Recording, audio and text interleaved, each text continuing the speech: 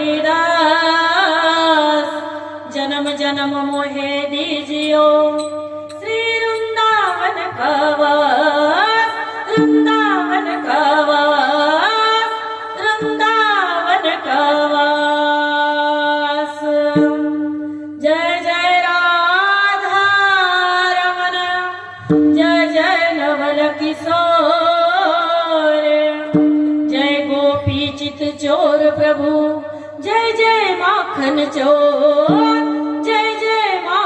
चोर जय जय माखन चोर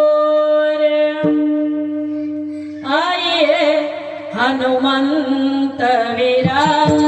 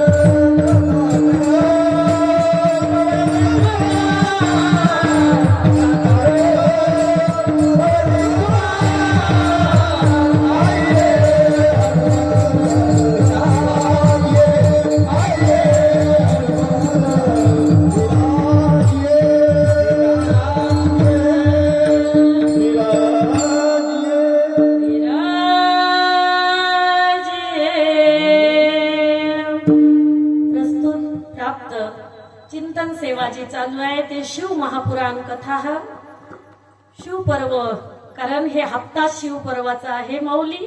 आणि शिव महापुराण कथा या ठिकाणी अत्यंत सुंदर आपण मधुर आवाजात ऐकत आहात. सुंदर पद्धतीने आज 5वा दिवस उगवलेला आहे. शिव महापुराण कथा चालू आहे. त्या ठिकाणी पंचम दिवसाची सेवा माझ्या वेडीकडे देण्यात आलेली आहे. माझ्या कथेचं जे सौजन्य घेतलेलं आहे ते रामेश्वर बाबा वानखेडे वाशिमकर यांनी घेतलेलं आहे. आणि या वेडीच्या कथेला भरभरून उपस्थिती देण्यासाठी आज दर्दी उपस्थित आहेत. आज गर्दी जास्त नाही बरं, आज दर्दी आहेत.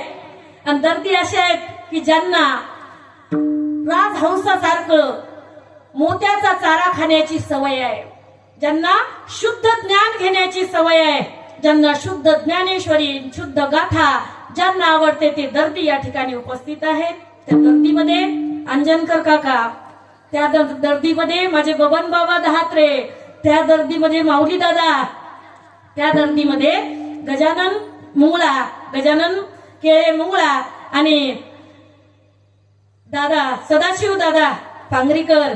त्यानंतर माता माऊल्या सुद्धा भरभरून उपस्थिती आहे. शंकर बाबा, वानखेडे दादा, दुसरे वानखेडे महाराज, नामदेव महाराज अंधार सावंगी आणि विनेकरीताई माऊली, मृदंगाचार्य महाराज, आपलं नाव भागवत महाराज काटे, हे सुद्धा आपल्या कथेला विनंतीला मान देऊन या ठिकाणी उपस्थित आहेत. आणि आता हरी कीर्तनाचा जागर आपल्याला करायचा आहे. माऊली या कीर्तनामध्ये, या प्रस्तुत अभंगामध्ये नाथ बाबा देवाकडे मागणी करतायत आणि ती मागणी अनमोल आहे. या जगात कोणत्याही मोलाने ती मागणी पूर्ण होऊ शकत नाही. मागणी कुणाकडे करावी, मागणी कशी करावी, हे प्रस्तुत अभंगातून आपल्याला नाथ बाबा सांगतायत. विठ्ठल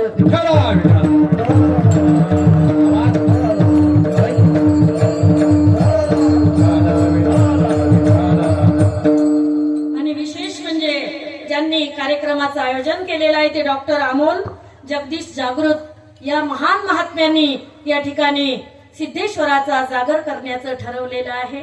आणि त्या जागराला आपण भरभरून उपस्थिती दिलेली आहे. त्यामध्ये आशाताई सुद्धा आहेत. आशाताई कुठे पांगरी, आशाताई वानखेडे पांगरी कुठे, पुष्पाताई कड आणि कड साहेब सुद्धा सर्व या ठिकाणी उपस्थित आहेत. आता सर्वांचं नाव घेतलं असं समजा आणि कथेला सुरुवात करूया. बघा, भगवंताच्या कृपेने शिव महापर्वाचा हप्ता चालू झालेला आहे आणि या शिव महापर्वामध्ये आज आपण पंचम दिवसाचा अध्याय पाहणार आहोत.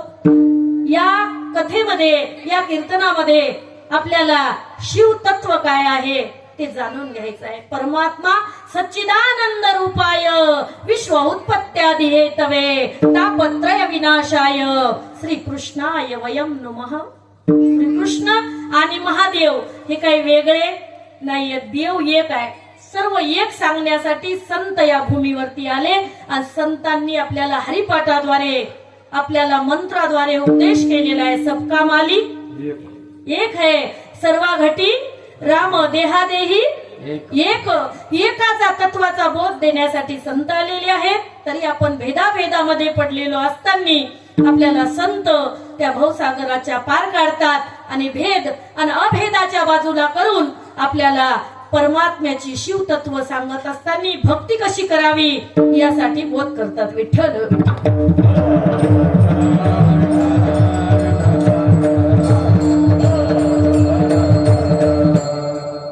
एक वेळचा प्रसंग, ज्या वेळेला एकनाथ महाराजांचा जन्म झाला तो मूळ नक्षत्रावर जन्म झालेला आहे.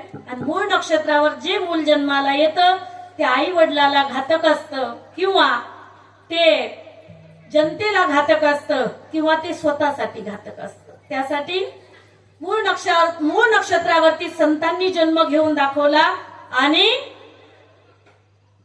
श्रीकृष्ण परमात्म्यांनी जन्म घेऊन दाखवला. का तर मूळ नक्षत्रावरती जे लेकरू जन्माला येईल त्याला कोणी मारू नये म्हणून या संतांनी आणि देवांनी या मूळ नक्षत्रावरती जन्म घेतलेला आहे. मग हे मूल काहीतरी चांगलं सुद्धा कार्य करू शकतं असं दाखवण्यासाठी नाथ बाबा मूळ नक्षत्रावर जन्माला आले. आई वडील त्यामुळे वारले. मूळ नक्षत्रावर जन्माला आल्यामुळे आता आजा आणि आजोबा आणि आजी हे सांभाळ करत आहेत. ते सांभाळ करत असताना घरामध्ये करमत नव्हतं. आई नव्हती, वडील नव्हते, माय बाप मेले दोन्ही. आता मज नाही कोणी असं वाटत होतं. त्यावेळेला ढोलेश्वराच्या मंदिरामध्ये, पैठणच्या ढोलेश्वराच्या मंदिरामध्ये जेव्हा नाथ बाबा उदास बसायचे त्यावेळेला ढोलेश्वर एक दिवस बोलायला लागला, नाथा, अरे तुला नवनाथापैकी एक जो संप्रदाय आहे त्या संप्रदायाला जाऊन मिळायचं आहे. जा देवगिरी किल्ल्यावरती, जिथे जनार्दन स्वामी त्या किल्ल्याचे किल्लेदार आहेत, तिथे जाऊन त्यांना शरण जा आणि त्यांचा उपदेश घे आणि त्यानंतर तुझ्या जीवनाचं सार्थक होईल. जेणेकरून आता मी तुला शिव तत्वच बोलत आहे, पण शिव हे तुला तेव्हा कळेल जेव्हा गुरु केला. गुरु विना ज्ञान होऊच शकणार नाही. जेव्हा तू गुरु करशील तेव्हाच तुला हे ज्ञान होणार आहे की मी कोण बोलत आहे. त्यावेळेला ढोलेश्वराचा उपदेश ऐकून नाथबाबा पुढे गेले आणि तद्विद्धी परिपाकेन परिप्रश्नेन सेवया उपदेक्षन्ति ते ज्ञानम ज्ञानीन तत्वदर्शिनः. संतांची सेवा, प्रश्नरूपी सेवा केली आणि सांगितलं, महाराज सांगा मी काय करू, भक्ती करू का पोट भरू, सांगा आता मला कोणता मार्ग आहे. त्यावेळेला सांगितलं, तू माझ्या किल्लेदार, मी जो किल्लेदार आहे त्याचा हिसाब किताब ठेव. नाथबाबा हिसाब किताब ठेवायला लागले. एका पैसा हिसाब लागत नव्हता. नाथबाबांनी रात्र घातली आणि पैसा हिसाब लागत नाहीये म्हणून रात्र घातली. एका पैसा हिसाब लागला. जेव्हा लागला तेव्हा टाळ्या वाजवल्या आणि तेव्हा जशा टाळ्या वाजल्या तसं जनार्दन स्वामीने अंगीकार केला. खरोखर काटेकोरपणाने संसार करत आहे. जर संसार काटेकोरपणाने करत आहे तर परमार्थ किती काटेकोरपणाने करणार. म्हणून त्यांच्या हातामध्ये सूत्र देण्याचं ठरवलं जनार्दन स्वामीने आणि सांगितलं, बाबा माऊली ज्ञानेश्वरी मध्ये सांगतायत, जयाचे अहिक धड नाही तयाचे परत्र पुससी काही, म्हणून सांगो काही बाही पंडुकुमारा. हे अर्जुना, ज्याला संसारच धड करता आला नाही तो परमार्थ काय धड करणार आहे. बघ, जो संसार धड करू शकतो, संसारात काटकसरीपणाने वागू शकतो, तो या ठिकाणी परमार्थामध्ये शेवटच्या पदापर्यंत जाऊ शकतो, मोक्षा पदापर्यंत जाऊ शकतो. म्हणून मी तुझ्या हातामध्ये परमार्थ द्यायला तयार आहे. पण आता तुला दत्त गुरुची भेट घ्यावी लागेल आणि दत्त गुरुला ओळखावं लागेल. कारण नाथबाबाच हरिपाठात म्हणताय, ओळखिला हरी धन्य तो आणि मोक्ष त्याचे घरी सिद्धी सहित. हरी आला हाता मग कैसी भय चिंता. हरी आल्यानंतर हरीला ओळखता आलं पाहिजे, तो जीव धन्य आहे. बाबा आता तुला भेटायला दत्त गुरु येतील. तू भजन कर, दत्ता दिगंबराया हो स्वामी मला भेट द्या हो. दत्ता दिगंबराया हो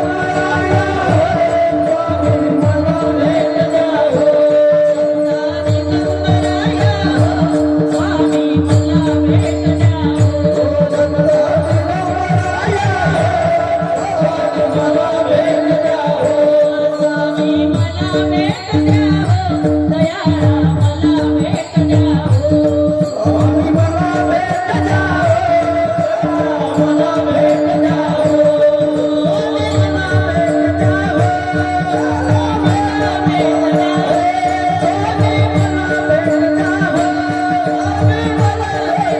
भेट द्या हो. स्वामी मला भेट द्या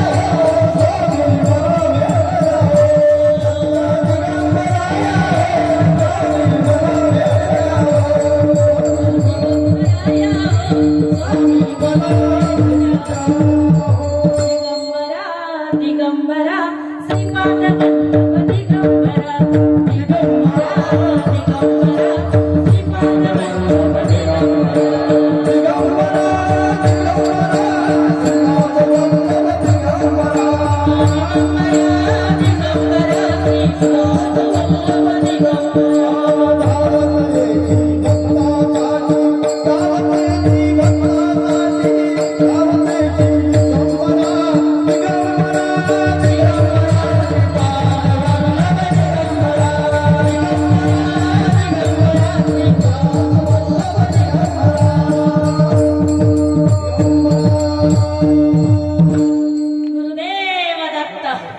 अवधूत चिंतनम श्री गुरुदेव दत्त.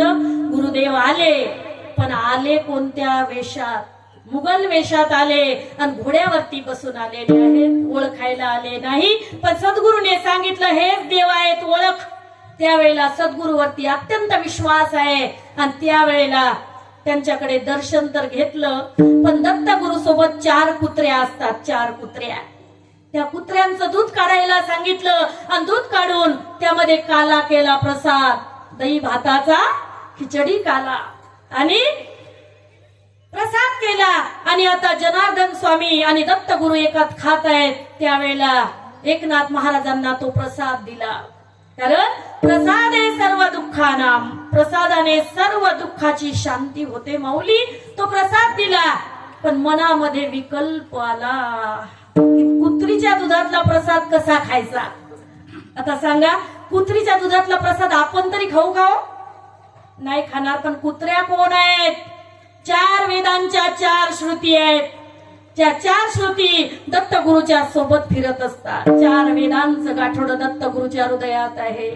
दत्तगुरु ज्याला गुरु भेटले त्यासारखा दुसरा गुरु कोणीच असू शकत नाही. कारण तुम्हाला सांगू, आदिनाथ गुरु सकळ सिद्धांचा मच्छिंद्र तयाचा, मच्छिंद्राने बोध गोरक्षासी केला, गोरक्ष वळला. हे खरं आहे, पण मध्ये दत्तगुरु आहेत. आदिनाथ गुरु सकळ ते सिद्ध म्हणजे दत्तगुरु आहेत. त्या दत्तगुरुने हा संप्रदाय उभा केलेला आहे. कारण इथे गुरु विना ज्ञान मिळूच शकत नाही. कारण ज्ञान पहिलंच हृदयात आहे माऊली. प्रत्येकाच्या हृदयात ज्ञान आहे. तो टपर वेचणारा असू द्या का बंगल्यात राहणारा असू द्या, ज्ञान प्रत्येकाला सारखं आहे. पण ज्याने गुरु नाही केला त्याचा जन्म वाया गेला. जसं झाकलेलं बी सडून जात, त्याला वेळेवर पाणी भेटलं नाही तर ते सडून जात, तसं प्रत्येकाच्या हृदयात ज्ञान आहे. पण त्या ज्ञान उघड करण्यासाठी गुरुची गरज आहे.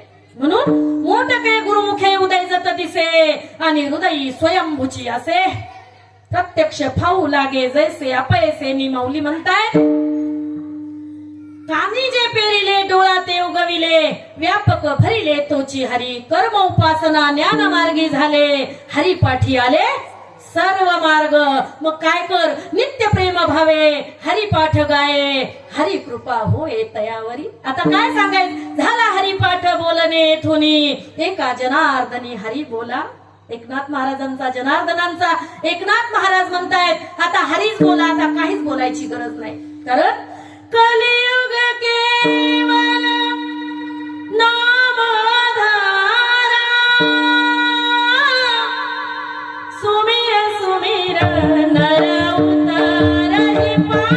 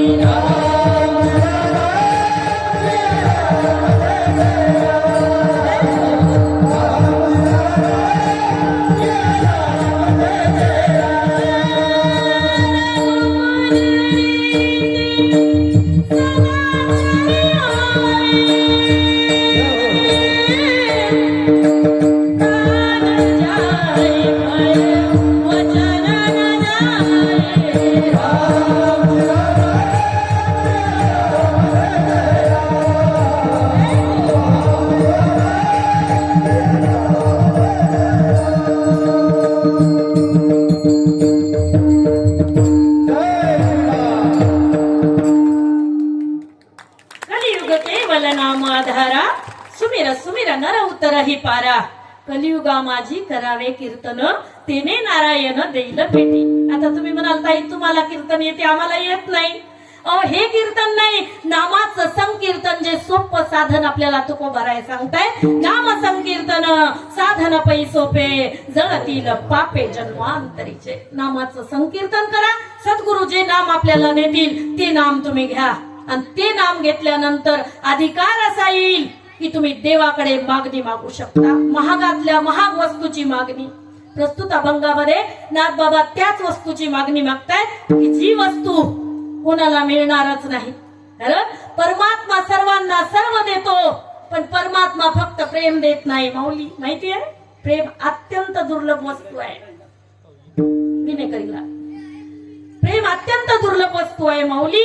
ती प्रेमासारखी अनमोल वस्तू या जगात नाही. सबसे ऊंची प्रेम सगाई. दुर्योधन के मेवा त्यागे साध विदुर घर खाई. सबसे ऊंची प्रेम सगाई. सबसे ऊंची प्रेम सगाई. दत्तगुरूची कृपा झाली आणि आता इमारत फळाला आली. अहो दत्तगुरूचीच नाही ज्ञानोबरायची सुद्धा कृपा झाली. सांगितलं अजान वृक्षाची मुळी कंठाशी लागली येऊन आळंदी काढवेगी. एका संतांनी कृपा करावी. अवघेच संत कृपा करतात माऊली. अवघेच संत. कारण संत एकच आहेत. देवते संत देवते संत निमित्त त्या प्रतिमा किंवा अनंत रूपे अनंत वेशे देखील आम्ही त्यासी बाप रखुमा देव रुखून बांधली.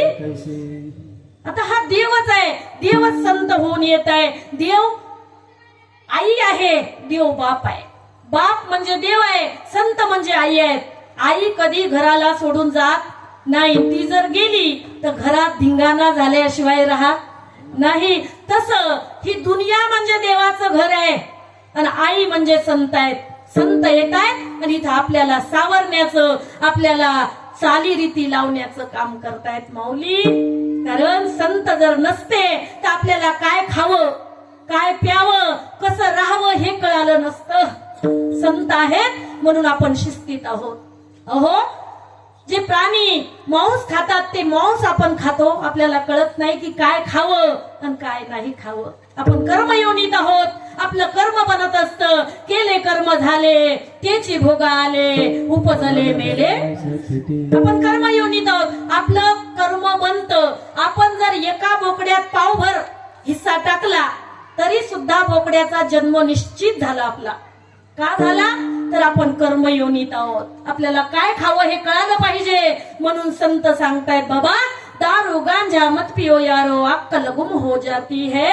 अपने पल्लू का दाम खर्च के मुंह में मिट्टी आती है मुंह में मक्खी आती है. बाबा दारू गांजा शराब पिऊ नको रे. का तर आपलंच देऊन आपलंच नुकसान करत आहे वेड्या. हा जो जन्म आहे मानव जन्म हे जंक्शन स्टेशन आहे. इथून तुला ज्या गावाला जायचं तिथं जाता येईल. नशा पिना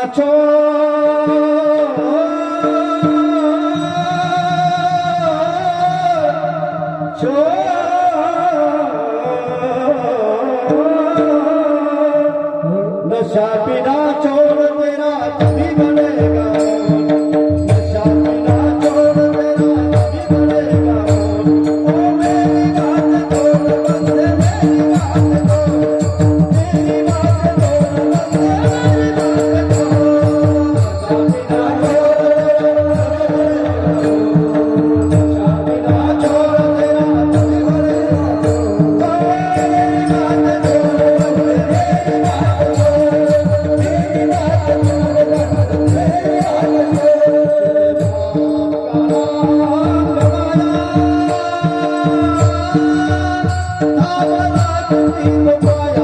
बंदे मेरी बात नशेने अक्कल गुम होत असते वेड्या.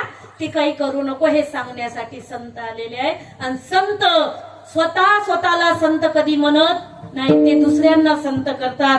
जसं ज्ञानोबरायांनी नाथबाबाला आळंदीला बोलवलं आणि सांगितलं माझी ज्ञानेश्वरी प्रतिशुद्ध कर. गोदावरीच्या तीरावर बसून त्यावेळेला सांगितलं ज्ञानेश्वरी प्रतिशुद्ध करीन पण ग्रंथ पूर्वीचा अतिशुद्ध पाठांतरिक शुद्ध अबद्ध परिशोधनिया एवं विद्ध प्रतिशुद्ध सिद्ध ज्ञानेश्वरी.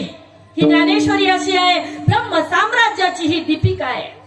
ही ब्रह्मचित्कला आहे.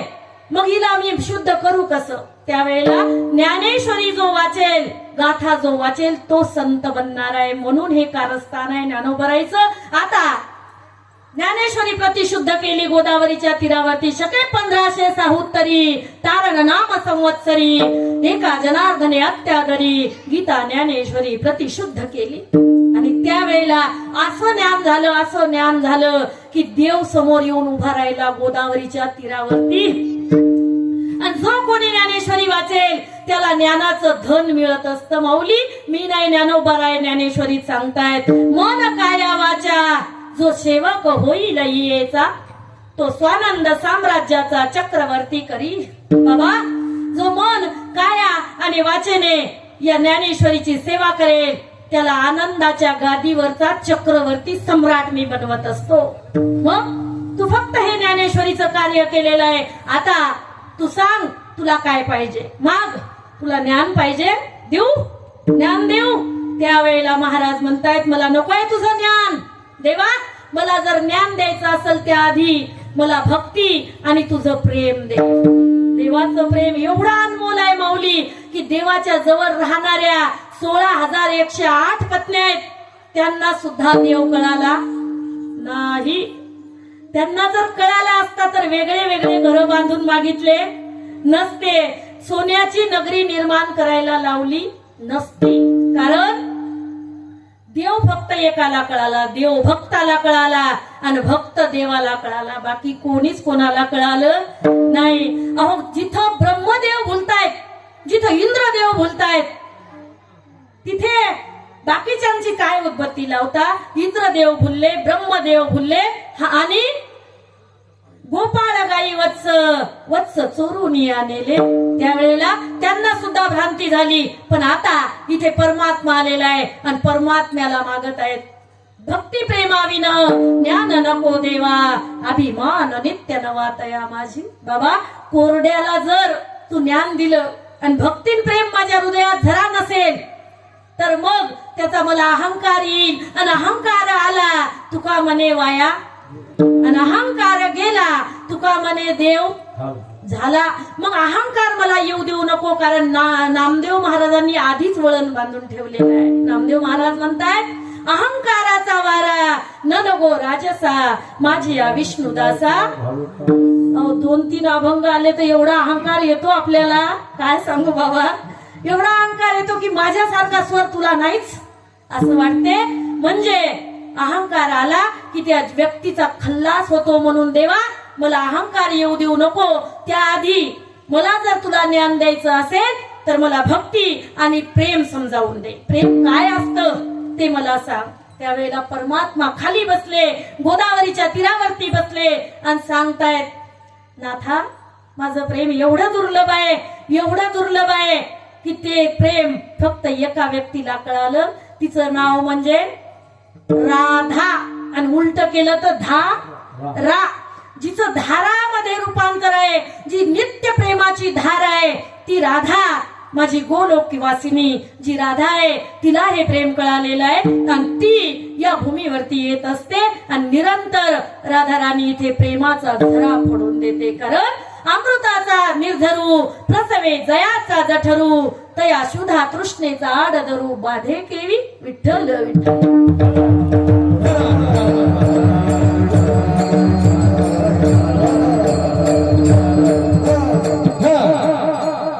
एकनाथा मी तुला सांगतो बघ माझे अनेक रूप आहेत. मी कधी शिव तत्व आहे मी कधी राम तत्व आहे मी कधी कृष्ण आहे. कधी राम बनके कभी श्याम बनके चले आना पियाजी चले आना. कधी मी कोणत्याही रूपात येऊ शकतो. मी एक आहे.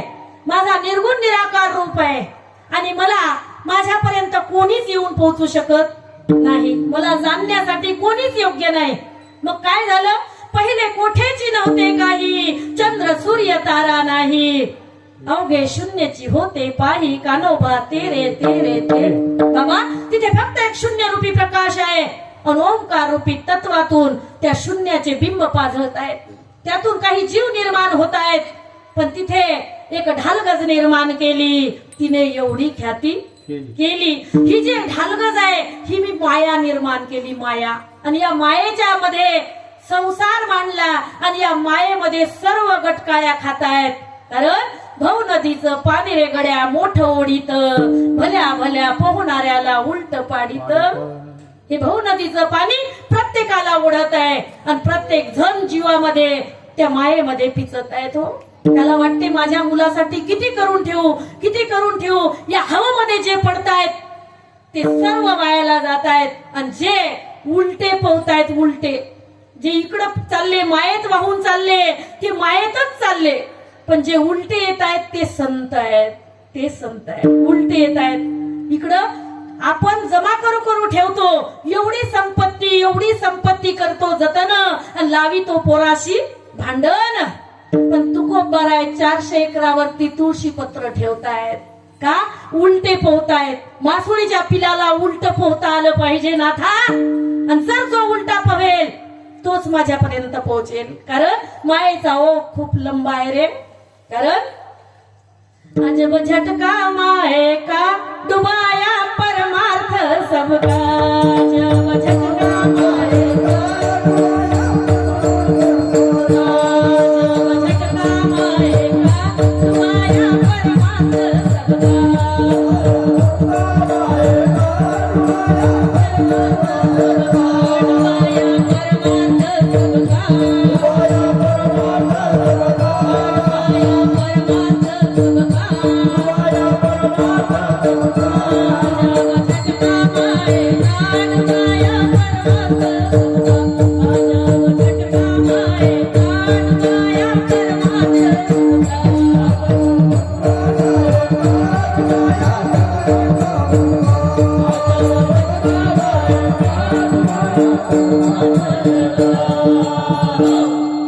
इंद्र चंद्र को क्या क्या भया सबको मालूम है जी. नारद की तो भई नारदी ऐसी नौबत गाजी. अजब झटका माए का डुबाया परमार्थ सबका. अजब झटका माए का डुबाया परमार्थ सबका. हो, सांगितलं या मायेला मोठ्या मोठ्या ऋषी मुनींना आडवं पाडलेलं आहे. 60,000 वर्ष चणे खाय लोखंडाचे मग तो ब्रह्मपदी नाचे. असा कोण आहे? विश्वामित्रा सारिका ऋषी नाडीला जेने तो केवळ पंचानन. या मायेचे लेकर आहेत. काम, क्रोध, लोभ, मोह, मत्सर, दंभ आणि अहंकार हे त्याला सोडत नाही आणि ही माया त्याला ओढत ओढत नेत असते. बाबा महान महान ऋषी सुद्धा नाडलेले आहेत. तू काय पोचणार आहे तिथपर्यंत? सांगितलं देवा मला तुझी फक्त भक्ती करायची आहे. भक्तीचं दान. कारण देव जर भेटला तर काय मागावं माहितीये? दान भक्तीचं, दान भक्तीचं, भक्तीचं मागावं. दान भक्तीचं, दान भक्तीचं, भक्तीचं मागावं. गुरु चरणावर झुकून वागावं. गुरु चरणावर झुकून वागावं.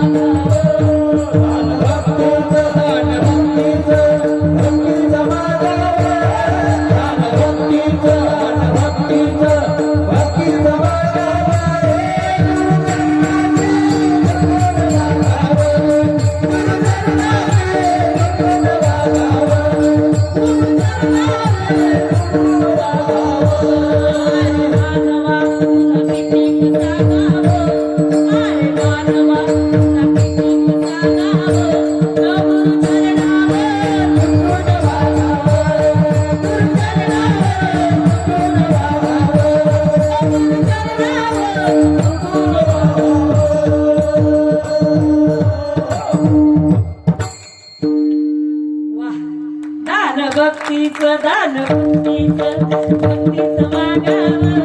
दान भक्तीचं मागावं. ओ गुरु चरणावर झुकून मागावं. गुरु चरणावर झुकून मागावं. अशी साथ संगत असली तर काकड्यापर्यंत चालू दिलं तर जमल का? तुम्ही म्हणाल ताई तुम्ही चालू द्या, पण हसवतच नाही आहात तुम्ही. हसण्यासाठी परमार्थ नाहीये माऊली.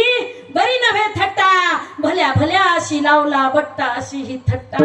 माऊली थट्टा बरी नव्हे. इथं यायचंय आणि या गादीहून सुद्धा जर थट्टाच केली तर मग जीवन कसं जगायचं हो? आज संत इथे सांगतायत की बाबा देवा तुला द्यायचं असेल तर भक्तीचं दान दे, दुसरं काही नकोय. देवा तुझी भक्ती मला हवी आहे, जन्मोजन्मी मला तुझी भक्ती करायची आहे. अरे ज्ञान भक्तीपेक्षा मोठा आहे, ज्ञान घे. त्यावेळेला सांगितलं तुकोबाराय सुद्धा म्हणताय, नको ब्रह्मज्ञान आत्मस्थिती भाव, मी भक्त तू देव ऐसे करी, मी भक्त तू देव ऐसे करी. कोणतं रूप मागतायत तुकोबाराय? दावी रूप मज गोपिकार मना, ठेवू दे चरणा वरी माथा, ठेवू दे चरणा. बाबा आता मला गोपिकांना जे रूप दाखवलं ते रूप दाखव, कारण गोपिकांना वेळ लागलं होतं, वेळ तुझ्या रूपाचं, आणि त्या रूपाची मला भक्ती करायची आहे. ते रूप मला हवंय, कारण त्या रूपाला पाहण्यासाठी महादेव सुद्धा येत आहेत. ते रूप अत्यंत गोंडस आहे, अत्यंत सुंदर आहे, बाल रूप कृष्णाचं. का हो? कृष्णाचं रूप पाहण्यासाठी नगर में जोगी आया, उसे कोई समझ न पाया, जशोदा के घर आया, जशोदा के घर आया, भोलेनाथ भोलेनाथ भोलेनाथ. भोले बाबा आलेले आहेत यशोदाच्या घरी. हे मैया मला तुझ्या बाळाचं रूप दाखव, मला तुझं बाळ पाहायचं आहे. कारण ते बाळ रूप पाहण्यासाठी इंद्र चंद्र महेंद्र येत आहेत, आणि त्या रूपाची मला भक्ती करायची आहे. देवा मला तुझं ते रूप हवं आहे.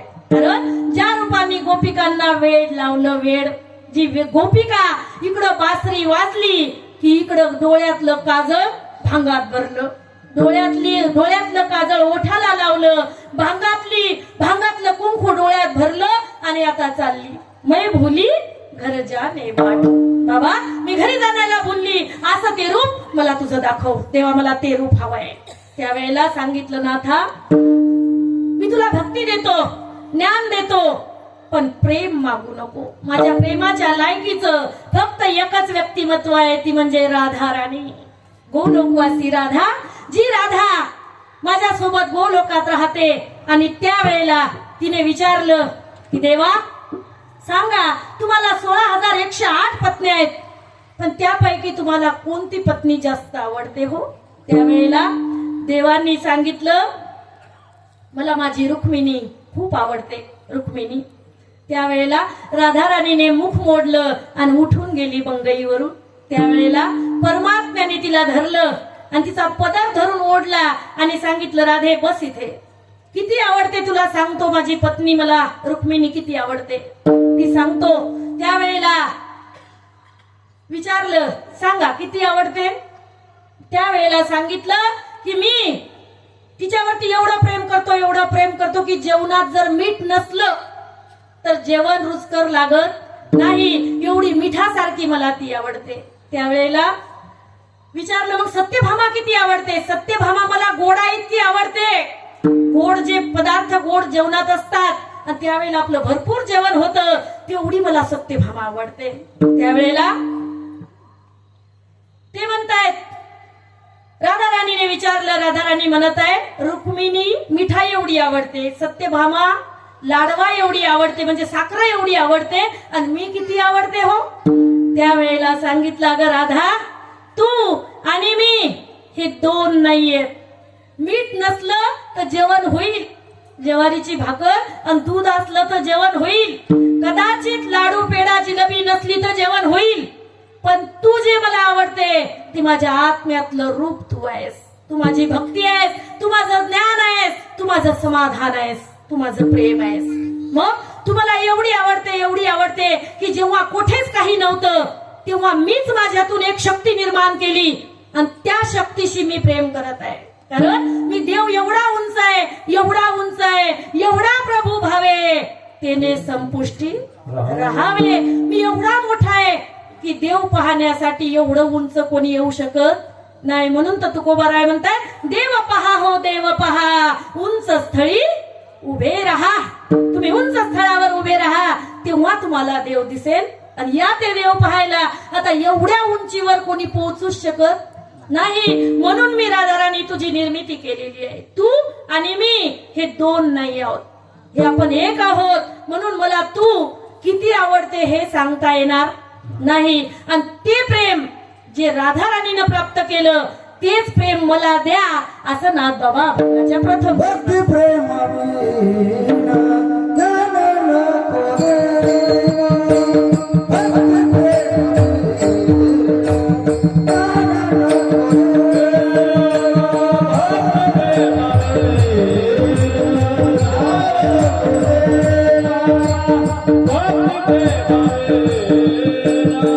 ज्ञान नको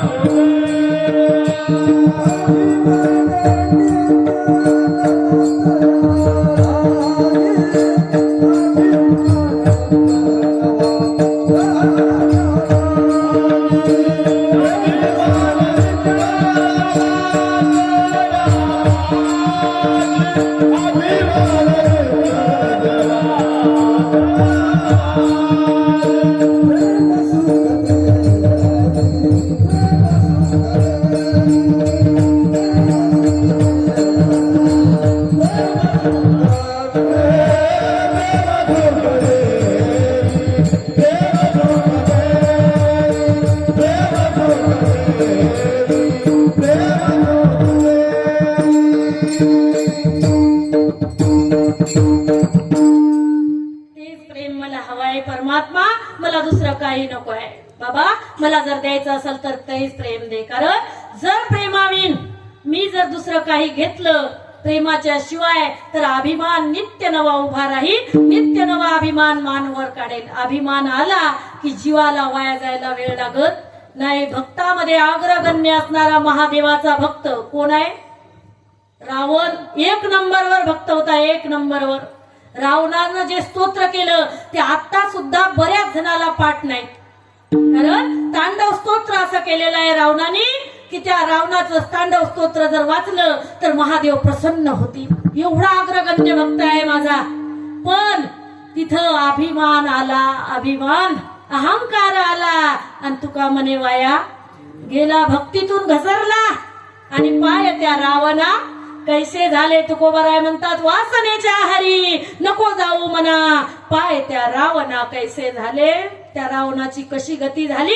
जी आई साहेब आहे, जी माता पार्वती आहे, जी नित्य नूतन नवी नवरी सारखी दिसते, ती जगत माता तिच्यावरती कुदृष्टी टाकली आणि आपला सर्व नाश रावणाने करून घेतला. मग मला भक्ती आणि प्रेम दे, मला हे दुसरं ज्ञान नको आहे. नुसता ज्ञानी होऊन काही फायदा नाहीये. मला जर अभिमान येऊ द्यायचा नसेल देवा तर मला फक्त प्रेम सुख पाहिजे. तुझ्याकडून मला प्रेम सुखाची अपेक्षा आहे. जसं महाभारतामध्ये कुंती माताने प्रेम सुख मागितलं, देवाला सांगितलं देवा कितीही दुःख येऊ दे, कितीही दुःख मला चालणार, पण सदैव द्वारकेचा राणा पांडवा घरीच असला पाहिजे तरच मला दुःख मान्य आहे. ते दुःख कितीही दुःख दे मला मान्य आहे, पण द्वारकेचा राणा पांडवा घरी जर असेल तर कितीही दुःख येऊ दे, पर्वता एवढे जरी दुःख आले तरी येऊ दे, मला त्याच्याशी काही घेणं देणं नाहीये.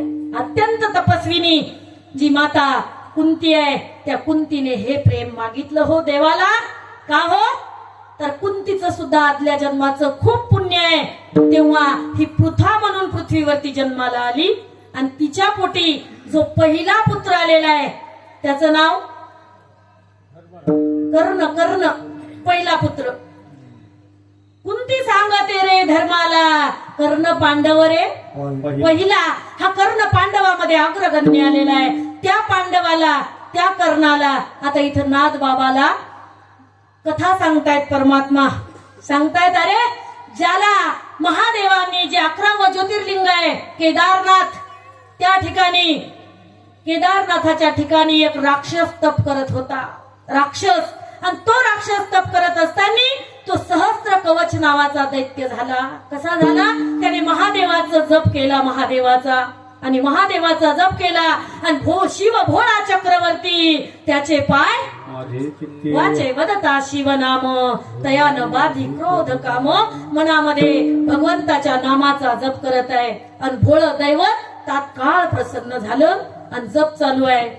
ओम म्हणा हरिओम. नमो भगवत ओम ओम नमः शिवाय ओम नमः शिवाय ओम नमः शिवाय ओम नमः शिवाय ओम नमः शिवाय ओम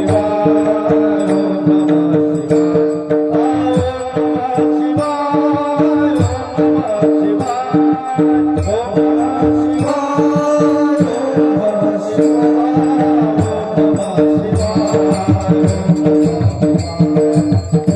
नमः ओम नमः शिवाय ओम नमः शिवाय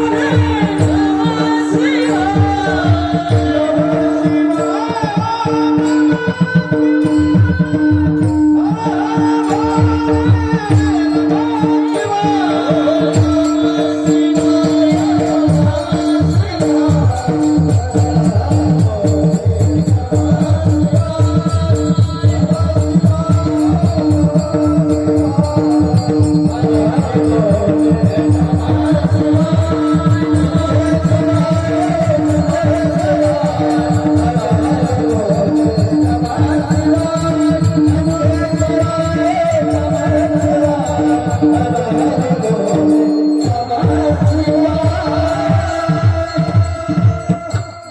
पार्वती पते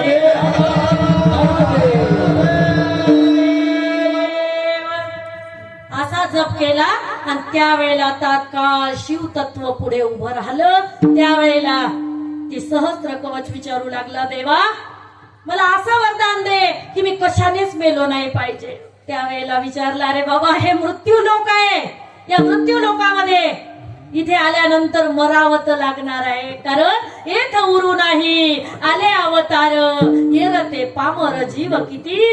इथे अवतार सुद्धा उरले नाहीये. इथे आजा मेला पंजा मेला बाप मसना मेला रे, देखत देखत नातू पंतू तोही पैसा झाला रे.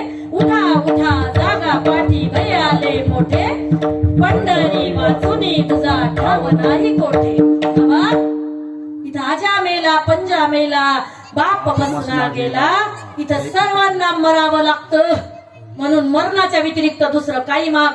त्यावेळेला सांगितलं, मला जर द्यायचं असेल तर 1000 कवच दे, जेणेकरून माझा कवच कोणी भेदू शकलं नाही पाहिजे. आणि एक एक कवच भेदण्यासाठी मला 10,000 वर्षाचं तप त्याला लागलं पाहिजे, तेव्हा माझा एक कवच तो फाडू शकणार, असं मला वरदान दे. असं वरदान पूर्वजन्मीतल्या कर्णाने म्हणजे सहस्त्र कवचाने देवाला मागितलं, महादेवाला. कुठे मागितलं?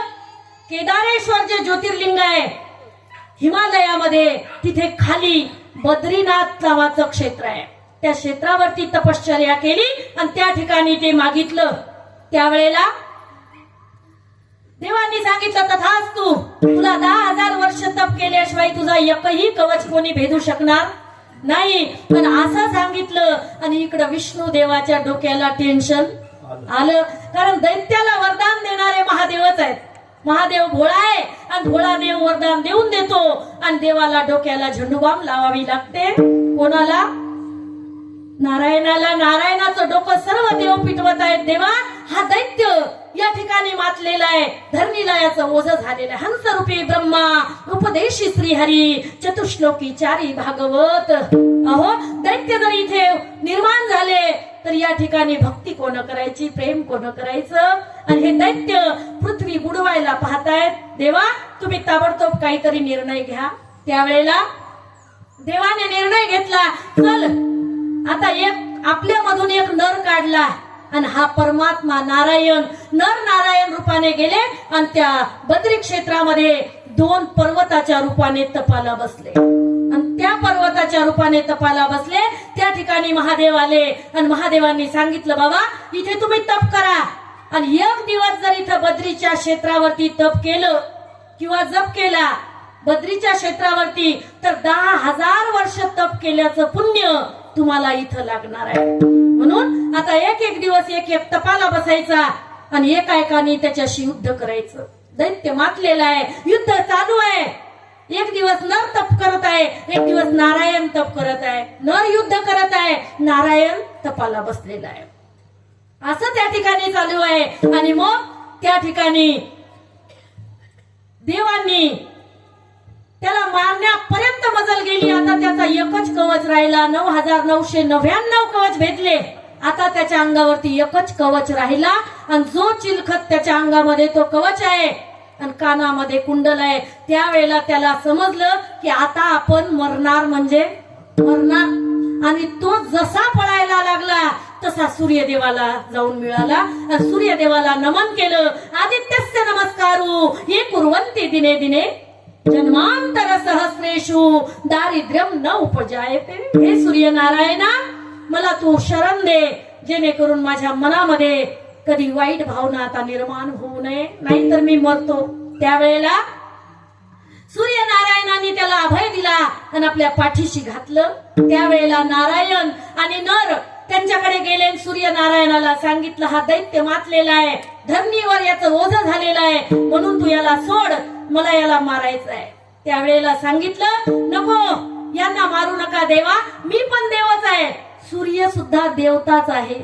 मग तुम्ही जर कोणाला अभय देऊ शकता तर मी नाही का देऊ शकत? मी कोणाला जीवदान देऊ शकत नाही? त्यावेळेला सांगितलं, हो तुम्ही सुद्धा देऊ शकता, पण हा दैत्य तुमच्या ज्ञानरूपी प्रकाशात राहून जर सुधारला तरच हा वाचेल आणि जर नाही सुधारला तर याला मारण्यासाठी मी पुन्हा येईन आणि पुन्हा जन्म घेईन. विठ्ठल विठ्ठल.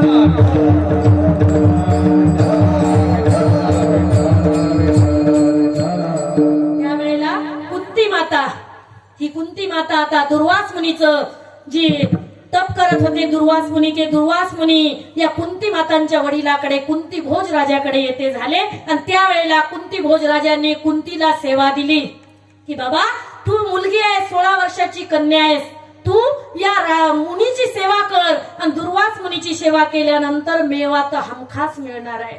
त्यावेळेला कुंती माताने दुर्वास मुनीची सेवा केली आणि दुर्वास मुनीने कुंती माताला 5 वरदान दिले. 5 वरदान दिले का हो?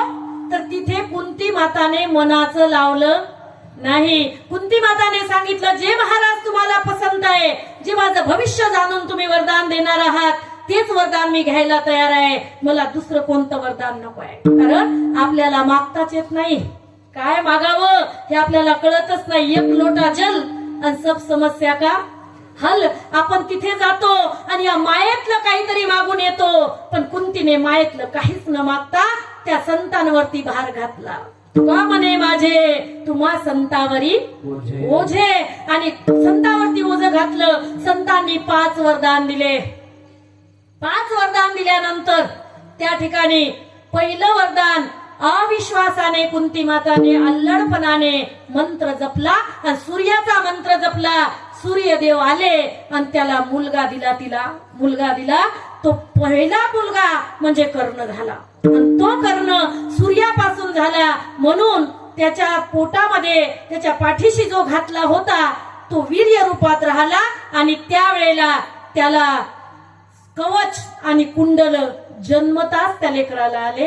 आणि जेव्हा कर्ण जन्माला आला त्यावेळेला या जगाच्या भीतीने कुंती माताने त्याला गंगेत प्रवाहित केलं, गंगेमध्ये प्रवाहित केलं. आणि प्रेमाचा झरा एवढा फुटला होता की माऊलीने ज्ञानेश्वरी मध्ये वर्णन केलं. माये पुढोनी बाळक काळे नेता एकुलते एक, होय का उदक तुटता मीना.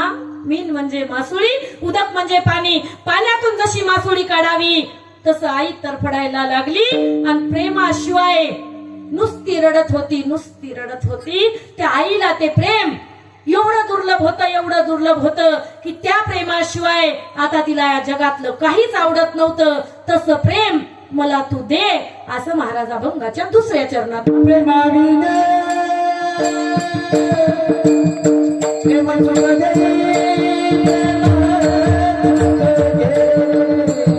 प्रेम सुख दे,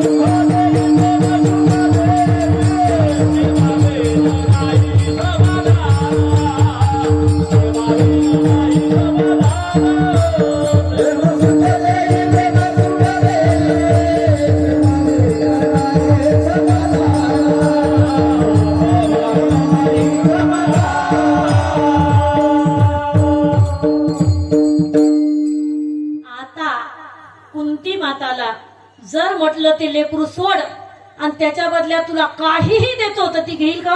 काहीच घेणार नाही. जेव्हा तिने परमात्म्याला प्रसन्न करून घेतलं आणि तेव्हा परमात्म्याने दाखवून दिलं की तुझा जो मुलगा आहे तो हस्तिनापुरातच आहे आणि तो कर्ण आदिरथ नावाच्या कोळ्याच्या घरी आहे. आणि त्याच्याकडे पाहिलं, ते जे समाधान झालं तसं समाधान जे आईला लेकरू पाहिल्यानंतर समाधान होतं तसं समाधान मला दे. नाही तर मग जिथं प्रेमच नाही तिथं समाधान नाही. बघा, मुलगी जर खूप मोठ्या घरी दिली, श्रीमंत घरी दिली आणि तिचा नवरा नेहमीच अमेरिकेतच जात राहिला आणि तिच्या घरी सासू सासरे नणद दीर जाऊ बाया सर्व तिच्यावरती प्रेम करतायत पण मालकच घरी नाहीयेत, त्या मुलीला ते प्रेम कसं वाटल हो? तसं तिला सांगितलं, देवाला सांगितलं, देवा माझं प्रेमाविन समाधान होऊ शकत नाही. जसं कुंती माताचं समाधान तू कृष्ण रूपात केलं तसंच मला समाधान दे, मला ते प्रेम दे. आणि प्रेम जर नसेल आणि जर ज्ञानी असेल तर मग रांडवेने जीवी शृंगार पै केला, प्रेमाविन झाला ज्ञानी तैसा. जसं एखादी रांडव स्त्री आहे, एखादी विधवा जिचा धव नाहीये, धव म्हणजे पती, पती नाहीये, जी विधवा आहे आणि ज्या विधवेने 16 सिंगार करावे आणि तिच्याच मनाला तिने विचार करावा की हे 16 सिंगार मी कोणासाठी केले, कोणासाठी केले. कारण आमच्या स्त्रीची जात अशी आहे माऊली की ती जर विधवा झाली तर ती सर्व सिंगार सोडून देते, सर्व सिंगार सर्वांवरती पाणी सोडते, कोणत्या उत्साहात जात नाही, कोणता रंग अंगाला लावून घेत नाही, कोणाची हळद खेळत नाही, कोणाचं काहीच करत नाही. का हो? तर ती विधवा ज्या पतीच्या नावावर राहते त्या पतीला जर ते नरकाला जरी गेले असतील तरी विधवा मेल्यानंतर ती पतीला स्वर्गात वसवण्याची ताकद ठेवते. एवढी पतिव्रते शक्ती आहे. म्हणून ती विधवा नावाची स्त्री जी विधवा झालेली आहे, जी आपल्या पतीशिवाय आपलं कपाळ सुनं ठेवते, तशी विधवा जर तुझं प्रेम आणि भक्तीच मला मिळाली नाही तर त्या विधवेसारखी गती माझी होईल रे देवा. म्हणून मला प्रेम अत्यंत दुर्लभ असणारं प्रेम दे. तुकोबाराय सुद्धा हीच हुशारी करतायत गाथ्यामध्ये, देवा मोक्ष तुमचा देवा दुर्लभ तो ठेवा, देवा मोक्ष तुमचा तुम्हालाच ठेवा, आम्हाला नकोय मोक्ष, आम्हाला द्यायचं असेल तर प्रेमच द्या आणि प्रेमच घ्या. आमच्याकडून जर तुम्ही प्रेमाची अपेक्षा करताय, तुम्हाला भक्ती प्रेम लागतं, आमच्या बाबतीत तुम्ही नैवेद्य खात ना, तुम्ही त्यातलं प्रेम खाता, त्यातला भाव खाता. तुम्ही नैवेद्य खात ना, तुम्ही आमची पूजा घेत ना, तुम्ही त्यातलं प्रेम घेता. कारण केला पाषाणाचा विष्णू परी पाषाण नो हे विष्णू, पाषाण पाषाण रूपी राहे भाव विष्णुपासी जाये. केली काशेची जगदंबा परी काशा नो हे अंबा, काशा काशा रूपी राहे भाव जगदंबेसी पावे. केला मातीचा पशुपती परी माती नो हे पशुपती, माती माती रूपी राहे भाव पशुपतीसी पावे. त्या देवाला भाव भक्ती आवडते, त्या देवाला प्रेम भक्ती आवडते. जर तुला प्रेम घेता येतं तर प्रेम देता येत नाही. तू आम्हाला प्रेम दे, आणि जर प्रेमाशिवाय जर तू ज्ञान दिलं तर त्या रांडवेसारखी आमची गती होईल. त्या प्रेमाला, त्या ज्ञानाला काहीच किंमत राहणार नाही. या जगात किती ज्ञानी आहेत माऊली, पण ज्यांच्याकडे भक्ती प्रेम नाहीये ते मौनी साधू होऊन बसलेले आहेत हिमालयामध्ये. एवढं ज्ञान आहे, एवढं ज्ञान आहे, पण मौनी झालेले आहेत. त्यांचा जगालाही काही उपयोग नाही आणि देवालाही काही उपयोग नाही. ते त्यांच्या भल्यासाठी बसलेले आहेत. आम्हाला आमचं भलं नाही करायचं, आम्हाला सर्व जगाचं भलं करायचं. आणि जर तू आम्हाला देऊ इच्छित असशील तर हेच दे, नाही तर मग आम्हाला विधवेसारखी गती होईल. असं महाराज अभंगाच्या 3ऱ्या चरणात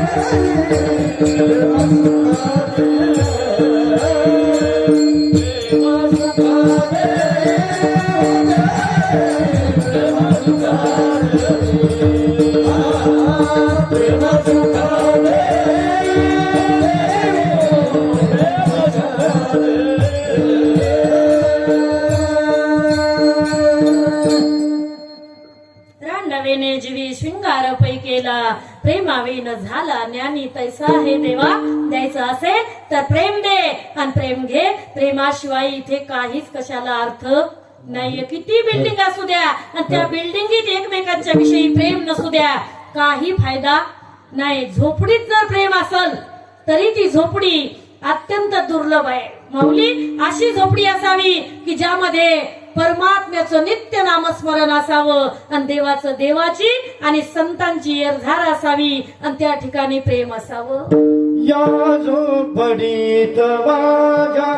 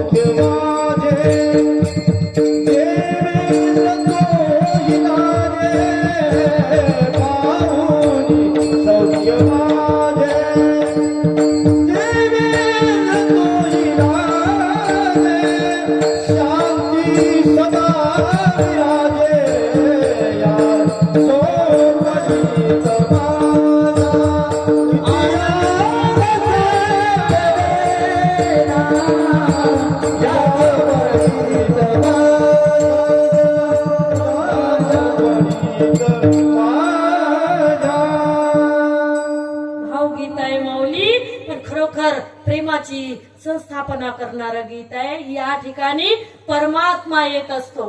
कधी येतो हो?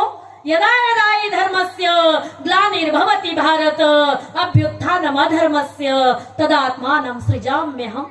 परित्राणाय साधूनां विनाशाय च दुष्कृतां धर्म संस्थापनार्थाय संभवामि युगे युगे. अर्जुना, मी युगायुगी येत असतो, पण धर्माची संस्थापना, साधूचं रक्षण आणि दुष्टांचं निर्दलन करण्याचे 3 कामं मी करत असतो. पण या ठिकाणी राधाराणी येते आणि राधाराणीसह तिच्या सख्या येतात, वेदांच्या श्रुती येतात आणि प्रेमाची संस्थापना करतात.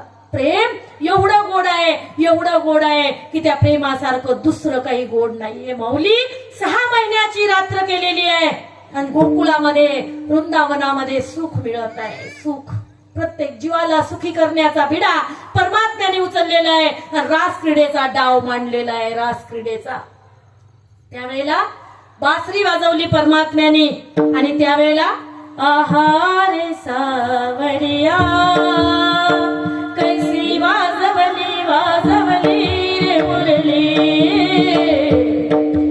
आहारे सावरिया कैसी वाजवली वाजवली रे मुरली. बाबा, परमात्म्याने मुरली वाजवली आणि या ठिकाणी सर्व सुदबुद भुललेली आहे. गवळणी तिकडच जात आहेत. कुणीकडं? अष्टमीच्या रात्री ग यमुनेच्या काठी गोकुळ अवतरले. गोड हसू गाला तर नाचू गाऊ ताला तर पैसन धडधडले. आणि मग त्या ठिकाणी एवढा मनाला आनंद आहे, एवढा मनाला आनंद आहे की देवानी आपल्याला बोलवलेलं आहे. देवानी आणि देवाकडे गेल्या त्यावेळेला गोपिकांना देवांनी प्रश्न केला. देवा, गोपिका म्हणतायत, देवा का बासरी वाजवली? आमचं सर्व सुदबुद भुलली रे. त्यावेळेला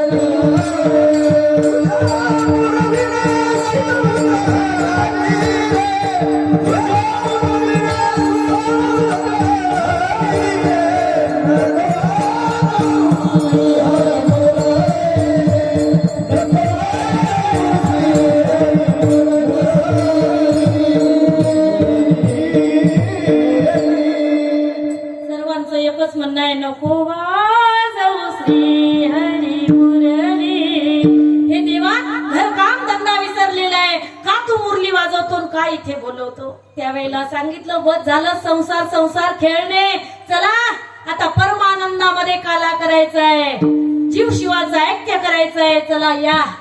त्यावेळेला सर्वजणी आल्या आणि सर्वजणी देवाला विचारतायत, कुठं आहे काला? दाखव, काला दिसू दे आम्हाला. त्यावेळेला सांगितलं, तुम्हाला कोणी बोलवलं? म्हटलं, तूच मुरली वाजवतो, तूच बोलवतो आणि तूच म्हणतो की तुम्हाला कोण बोलवलं? अगं हो, मीच तुम्हाला म्हणत आहे की तुम्हाला कोणी बोलवलं, कशाला आल्या? आपले नवरे सोडले, घरदार सोडलं, चालल्या इकडे, तुम्हाला काही सुचत का नाही?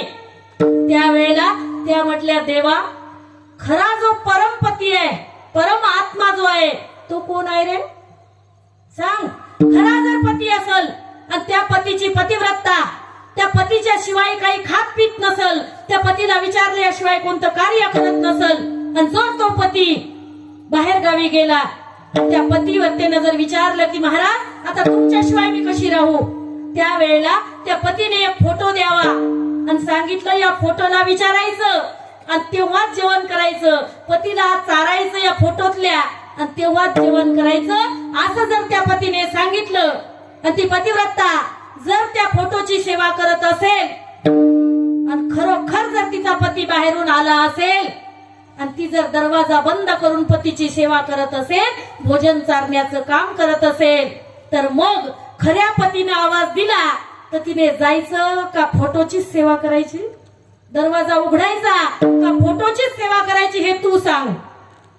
सांगा, तुम्ही सांगा, काय करायचं? खऱ्या पतीला दरवाजा उघडायचा ना? मग तसं हे जे पती आहे, आमचे पती, आमच्या घरचे, हे फोटो आहेत, फोटो, आणि त्यांची आम्ही सेवा करत आहोत. जोपर्यंत परमात्म्याची भेट आम्हाशी होत नाही, तो परमात्मा आमच्या आत्म्यांना भेटत नाही, तोपर्यंतच त्याची सेवा आहे. आता खरा पती आला, आता ही सेवा बंद. म्हणून आता तुझी बासरी वाजली, आम्ही तुझ्याकडे आलेलो आहोत. सांग काय कार्य आहे? त्यावेळेला सांगितलं, प्रत्येक जण माझ्या प्रेमात डुबून जा आणि प्रत्येकीच्या बाजूला एक कृष्ण दिसणार आहे. अहो, ज्या वेळेला सांगितलं, अनाउन्समेंट केली परमात्म्याने, फक्त इथं लेडीजच चालतात, पुरुष चालत नाही, पुरुषांनी यायचंच नाही असं सांगितलं. त्यावेळेला काय झालं? ही बातमी कैलासापर्यंत पोहोचली आणि माता पार्वती सिंगार करत आहे. माता पार्वती सिंगार करू लागली. त्यावेळेला भोले बाबा पार्वतीच्या जवळ गेले आणि विचारतायत, पार्वती कुठं जाण्याची घाई आहे, काय करत आहे? त्यावेळेला सांगितलं, परमात्म्याची बासरी वाजलेली आहे आणि तिथं लेडीजलाच आमंत्रण आहे, आम्हाला जायचं आहे, आमचा सप्ताह चालू झाला, आम्हाला जायचं आहे. त्यावेळेला परमात्मा म्हणतायत, पदर धरला पार्वतीचा शंकर परमात्म्यानी आणि विचारलं, पार्वती मला येऊ दे ग, मला तिथं प्रेम भेटणार आहे, प्रेम मला येऊ दे. त्यावेळेला सांगितलं, तिथं पुरुष जमत नाही, पुरुषांचा वेगळा काला आहे. कुठं? जंगलामध्ये पुरुषांचा वेगळा काला आहे. गाई गोपाळ यमुनेच्या तीरी तो काला होणार आहे, तिथे तुमचा नंबर आहे, इथे तुम्ही येऊ शकत नाही. त्यावेळेला पार्वतीचा पदर धरला आणि शंकर परमात्मा बोलत आहेत, एक दिन वो भोले भंडारी बन करके ब्रिजनारी गोकुल में आ गए, गोकुल में आ गए, गोकुल में आ गए. पार्वती भी मना के हारी, ना माने त्रिपुरारी, गोकुल में आ गए, गोकुल में आ गए, गोकुल में आ गए. ओ मेरे भोले स्वामी, कैसे ले जाऊं तुम्हें संग में, तुम्हें संग में. राधा संग श्याम नाचे, मैं भी नचूंगा तेरे संग में, तेरे संग में. पार्वती भी मना के हारी, ना माने त्रिपुरारी, गोकुल में आ गए, गोकुल में आ गए, गोकुल में आ गए. एक दिवसचा प्रसंग. भोले बाबा म्हणतायत, पार्वती मला साडी नेसव, मी बाई बनून यायला तयार आहे, पण प्रेम एवढं गोड आहे की मला देवाचं प्रेम हवंय, मला त्या देवाशी जीव शिवाचं ऐक्य करायचं आहे, मला त्याच्याकडे ने.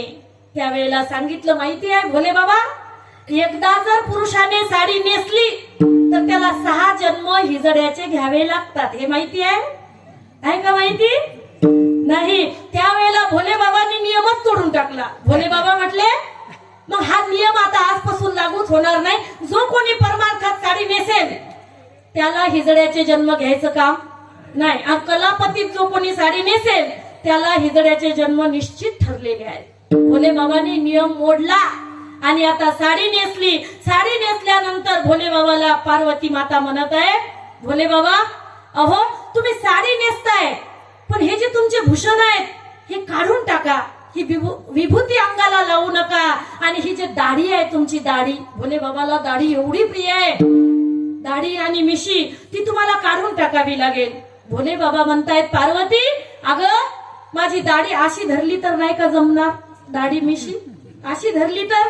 पार्वतीने सांगितलं, पण तिथे जर देवाने विचारलं की ही कोण आहे आणि ती जर दाढी मिशी त्या पतल्या साडीतून दिसली तर काय सांगू. त्यावेळेला सांगितलं, सांगून दे ही माझी मैत्रीण आहे आणि तुमच्याशी रास क्रीडा करण्यासाठी आलेली आहे. त्यावेळेला चला बाबा ठीक आहे, भोले बाबाच्या नादी कोण लागावं, भोळा तर भोळा, तुका म्हणे भोळा आणि जिंकू जाणे कळी काळा, असा हा भोळा आहे. चला चला सोबत सोबत घेतलं आणि वृंदावनामध्ये माता पार्वती सुद्धा आलेली आहे. त्यावेळेला भगवंत पार्वतीच्या साठी बाहेर आले आणि पार्वतीला आत घेण्यास